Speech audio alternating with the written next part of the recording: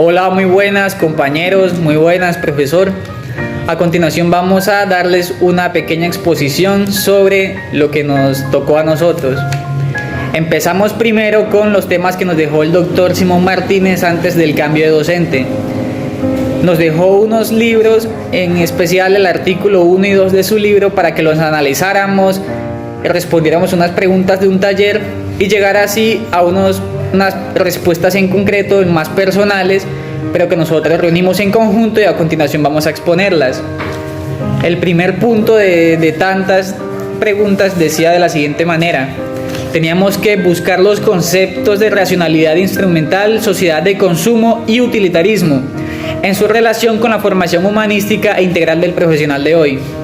Para empezar, me gustaría primero, antes de definir lo que es la racionalidad instrumental y etcétera, partir los conceptos para llegar a algo, una definición más concreta y más sencilla de entender. La racionalidad es la cualidad de estar guiado o basado en razones. En ese sentido, una persona actúa con racionalidad o racionalmente si tiene buena capacidad mental, buena razón para hacer lo que hace o tiene una creencia racional. Esa cualidad puede aplicarse a una habilidad, como en el animal racional en su proceso psicológico y como razonamiento, entre otras. Ahora bien, vamos con el concepto de instrumental. Instrumental puede decirse que es una herramienta o un instrumento, pero también puede ser la palabra instrumental que se usa como herramienta o se usa como instrumento, más no que es una herramienta o un instrumento. En este caso, la racionalidad es la herramienta que se usa como instrumento, la racionalidad instrumental, en el concepto más específico. Según Max Weber, en el libro que nos dejó el profesor Simón Martínez, Max Weber da una tendencia actual donde se busca deshacer de unas estructuras sociales determinadas, todo esto para objetivos concretos y pragmáticos. De forma simple, es la forma en la que el mundo se comporta para obtener lo que se desea, buscando una optimización general, una optimización en específico. Eso quiere decir que la racionalidad instrumental lo que busca es mejorar, buscar lo mejor, encontrar, recoger lo mejor y desechar lo malo, para una evolución más general y que la sociedad siga avanzando en cuanto a conocimientos, economía, etc. Ahora vamos con consumo. Sabemos que consumo puede decirse que es consumir, es la acción de gastar un recurso, consumir algo, usar un recurso. Pero los sociólogos definen el consumo, lo ven más como algo central para la vida cotidiana, lo ven algo muy fundamental, ya que tiene una identidad y orden social. Y ellos lo suelen asociar a las clases sociales, la estratificación, la pertenencia de grupos sociales, etc. Ya que eso, como bien sabemos, juega un papel muy importante en la sociedad actual, en la modernidad. Pasamos al utilitarismo. En su concepto más básico, es una teoría de la moralidad que aboga por acciones que fomentan la felicidad o el placer general y busca desechar lo dañino, busca desechar lo malo, lo que no ayuda. Cuando se dirige hacia la toma de decisiones sociales, económicas o políticas, una filosofía utilitaria del utilitarismo busca al mejoramiento de la sociedad en su conjunto. El utilitarismo busca lo mejor para la sociedad, no para personas en específico. Al utilitarismo le importa la sociedad y más no el individuo. Si ayuda a la sociedad, obviamente ayuda al individuo, pero no de manera contraria. Cuando ayudas al individuo, no ayudas a la sociedad. Y teniendo esto claro, pasamos a definir la sociedad de consumo. Aquí lo más importante es tener, es buscar acaparar cosas, gastar y querer gastar lo que uno tiene y querer seguir adquiriendo más. La compra y venta es la actividad social más importante y la sociedad económica más importante también.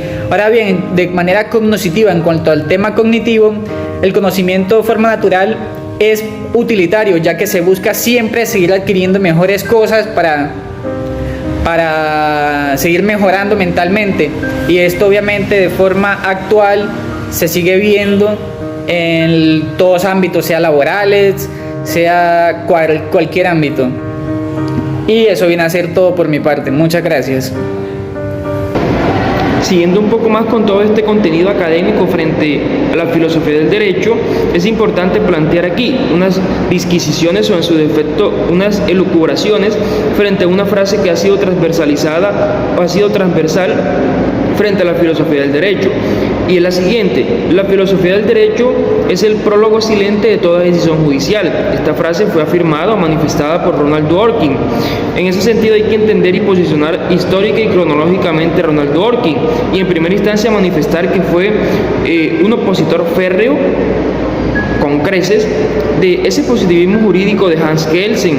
Él era un contrario, un oponente frente a esa teoría kelseniana, y en su defecto él planteaba dentro de sus teorías o dentro de sus escritos una teoría integradora del derecho, y él manifestaba de forma contundente de que la filosofía debería estar inmiscuida dentro del derecho, y este producto final es lo que se denomina la filosofía del derecho.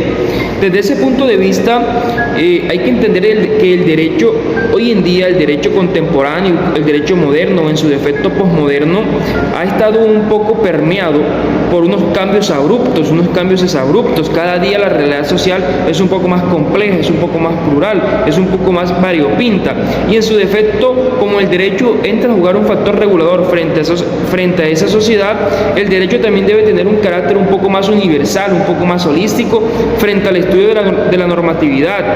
Y es precisamente aquí donde entra a jugar un papel importante la filosofía del derecho, diciendo y manifestando lo siguiente: esta filosofía del derecho, o esta filosofía aplicada al derecho, lo que quiere hacer es un acercamiento entre el texto legal, esto es, la norma, sea de carácter especial u ordinaria, cualquiera que se llame, y esa realidad social.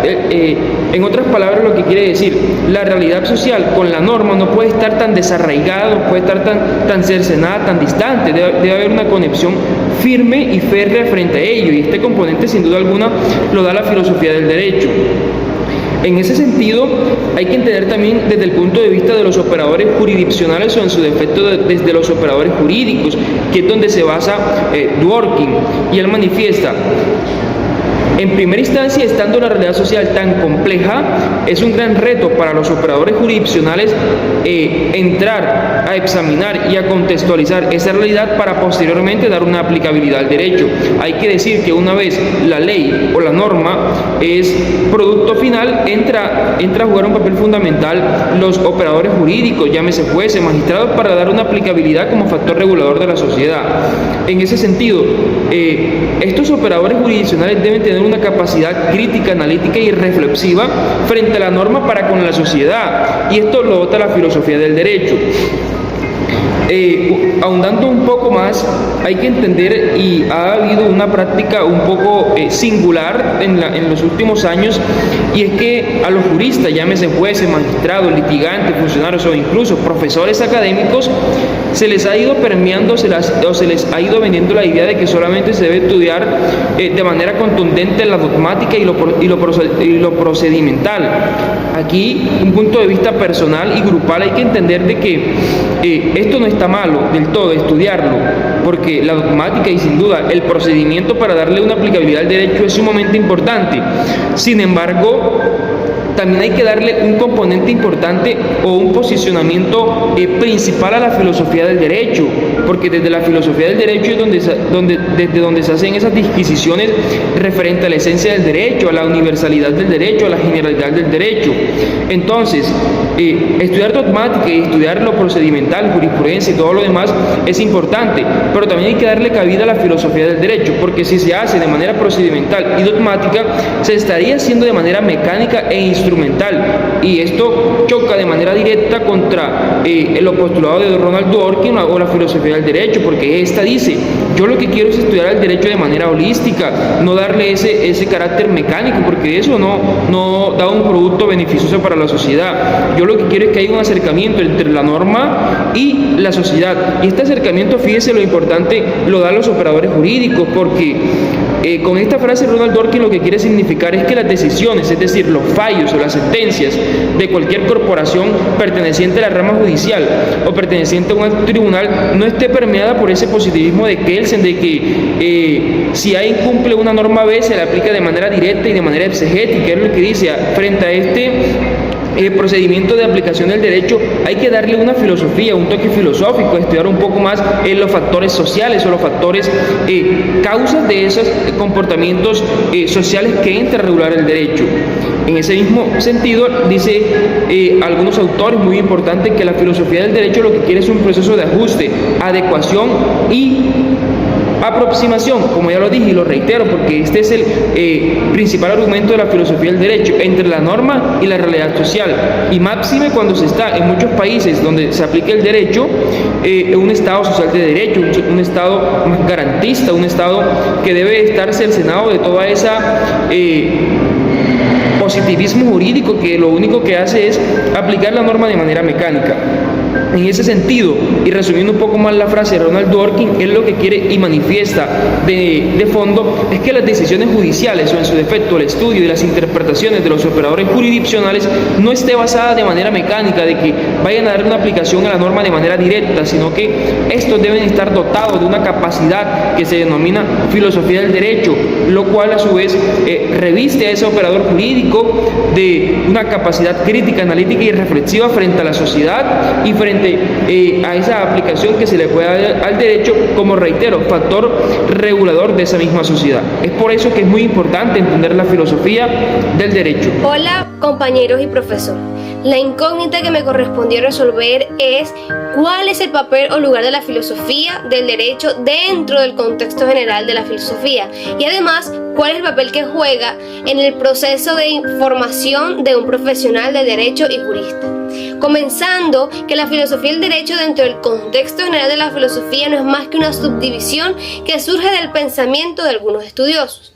Siguiendo con esto, podemos decir que se encuentra como una filosofía práctica dentro de la filosofía práctica como tal y está encargada de todo aquello que va relacionado con el derecho, lo cual toma sus aspectos o características universales para estudiarla y poder tomar o sacar de allí el objeto formal de la filosofía jurídica. Además, debemos afirmar que el papel de la filosofía del derecho dentro de la filosofía en general es contribuir al estudio de los ingredientes universales que conforman el objeto formal de la filosofía jurídica.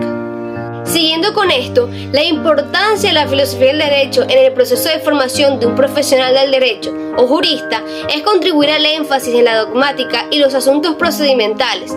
Todo esto encaminado con el fin de que el jurista se le encamine o guíe en una tendencia instrumentalista, la cual lleva al profesional del derecho a aprender en mayor medida de manera mecánica, lo cual se caracteriza mayormente por aprender o memorizar de manera estricta los códigos y sistemas de normas que son complementados mayormente por lógica y jurisprudencia. Además, las áreas que se asemejan, pero todo esto ha sido reemplazado con el paso del tiempo por un aprendizaje instrumental de la legislación. Buenos días, mi nombre es Profesor Aragón.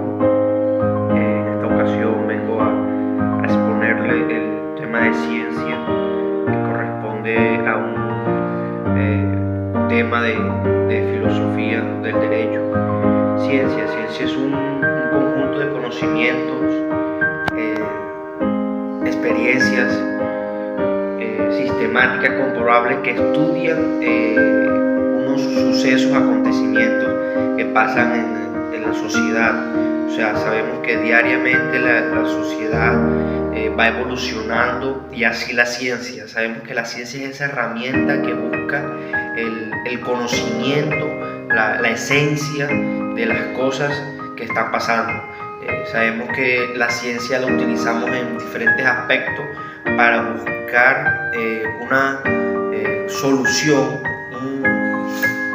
buscar un conocimiento previo hacia un concepto, alguna materia. No es como la lógica y la matemática que son exactas, o sea, se basa en un procedimiento y se concluye con una hipótesis, ya sea cierta o negada. Entonces, ya con base a eso sabemos que la ciencia es el proceso que hacen pues, los científicos para conocer los cambios y las evoluciones que hace la sociedad. La ciencia se puede dividir en diferentes perspectivas o partes que son encargadas específicamente de encontrar y evolucionar esa temática a abordar. O sea, podemos decir, la ciencia se basa en la psicología que estudia el comportamiento de los individuos dentro de una sociedad, en la sociología que estudia la sociedad en general, o sea, cómo se comporta a través de la trascendencia del tiempo y la evolución de cada uno de los individuos, el psíquico, o sea, la mente interna de los individuos. O sea, en general la ciencia lo que busca es encontrar una solución a esos sucesos que no tienen una explicación amplia. Entonces podemos decir, en el campo de nuestro estudio en el derecho, la ciencia es muy importante, ya que nos permite encontrar nosotros las herramientas fundamentales para solucionar los problemas que se encuentran entre individuos, buscar las mejores maneras fundamentales para solucionar los problemas que se encuentran entre individuos, buscar la mejor manera, la capacidad de entender por qué las personas actúan de esa manera. Preguntamos si la ciencia es legal. Obviamente la ciencia busca el sostenimiento de la sociedad con base a un equilibrio social que tenga un respeto mutuo. Obviamente, así como va trascendiendo el tiempo y evoluciona el tiempo, la ciencia también tiene que ir innovando y buscando esas maneras de conocer, de expresar, de entender toda esa evolución que hacen los seres humanos como nosotros. La ciencia es general, la ciencia no se enfrasca solamente en una sola hipótesis, busca varios antecedentes, principios que la ayuden a buscar la solución que necesita. También la ciencia es específica porque es contundente al momento de afrontar una evolución. O sea, busca diferentes formas para unificarlas y así construir el resultado que se quiere. También decimos que la ciencia es formal y fáctica. Formal es que está en lo general, o sea, busca es el conocimiento previo de todos. Fáctica es como que es concreta, certera, que podemos decir como la matemática. La matemática, o sea, busca un procedimiento, por ejemplo, X es esto y Y es el otro variable. O sea, se tiene que buscar con esos variables para llegar a un resultado. De todas maneras, quisiera decirle que la ciencia es importante para todo el ámbito de cualquier carrera que se vaya a emprender, porque nos ayuda a conocer la historia, la trascendencia que estamos viviendo y el futuro. Buenas, mi nombre es Sebastián Álvarez y hoy vengo a hablarles sobre cuál es el método de la ciencia. Cuando nosotros nos planteamos, nos generamos el interrogante de cuál es el método de la ciencia, podemos afirmar que por medio del método científico, los seres humanos, por su capacidad de razonamiento, de poder pensar en el porqué de las cosas, tienen la increíble perseverancia de ¿qué? De poder tratar de conocer más y saber más acerca de cómo se desarrollan los fenómenos presentes en el universo y otros temas de más. Es decir, se da la tarea de adaptar y razonar, como también en poder crear, transformar e incluso en calcular fenómenos que ningún otro animal pensante puede realizar. Y es aquí donde de manera osada, pero también de manera personal, entra la historia como ese testigo imborrable, inmemorable, donde a lo largo de los años los seres humanos hemos aprendido gracias a una serie de pasos, los cuales nos ha servido no solamente para poder descubrir, sino también para analizar esos grandes eventos de la naturaleza. Claro, así como también lo más insignificante que puede ocurrir dentro de nuestro hábitat, o sea, dentro de nuestro universo. ¿Por qué me atrevo a relacionar el método científico con la ciencia? Bueno, porque muchas veces, sin pensarlo, recurrimos a él. aunque no seamos gente dedicadas al estudio de la ciencia o científicos dedicados, no. Con el simple hecho de que se busque respuestas a algún hecho que nos afecte inmediatamente nuestra vida y de manera directa, ya nos estamos relacionando con ella, ¿sí? Por lo tanto, el método científico de la mano de la ciencia nos ayuda a trabajar de una manera más sencilla, ¿sí? Donde podemos no solamente realizar esos análisis más claramente sin tener que buscar de manera innecesaria esas respuestas que nos llevan a un resultado erróneo, digámoslo así, de lo que se busca, sino que también nos ofrece una gran visión en el cual damos un gran paso y que se ha visto durante los años por medio de los grandes descubrimientos, ¿sí? Donde los científicos que buscan el porqué de las cosas trabajan siempre bajo ¿qué? Sobre un mismo principio, el método científico. Claro está, con algunas variaciones para cada una de sus investigaciones, pero siguiendo siempre los mismos pasos, los mismos fundamentos, para poder así no solamente fundamentar con coherencia sus teorías una y otra vez bajo el mismo principio, sino también poder tener coherencia, ¿sí? Es por eso que es relevante, como también importante, conocer y saber realizar de manera adecuada ¿qué? Los diferentes pasos del método científico dentro de la ciencia. Esa es la gran relación y el gran método de la ciencia, el método científico. Muchas gracias.